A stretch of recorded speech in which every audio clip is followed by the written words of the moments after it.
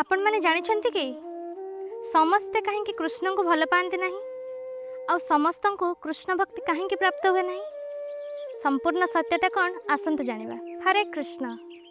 कृष्ण भक्ति कौन सी साधारण जिनिस नुहे, यह मध्य कौन सी भाग्यर फल नुहे, यह अनंत जन्मर गच्छित पुण्य फल।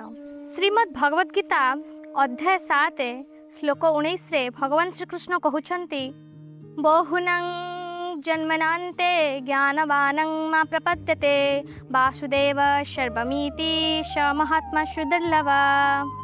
अर्थात अनेक जन्म परे जो व्यक्ति ज्ञानी हुए समस्त जन्मर पुण्यफल हिसाब रे जे कृष्ण को शरणागति हुए से ही केवल बुझीपारे जे वासुदेव हेउछन्ति सबकिछि एवं सही महात्मा संसार रे दुर्लभ अटंती।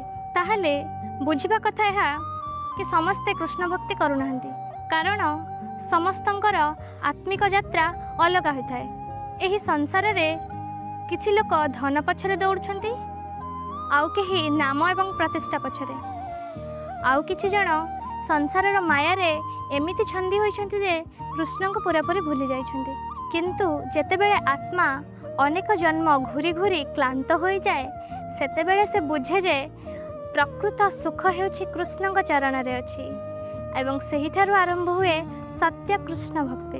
तेणु बंधु माने जदि आपनको कृष्ण को भक्ति प्राप्त होइछि यह आपनकर अनंत जन्मर पुण्यफल अटे। सेथिपाई आमे आम भक्ति मार्ग रे अग्रगति करी कृष्ण को शरणागति हवा। हरे कृष्ण हरि हरि बोल।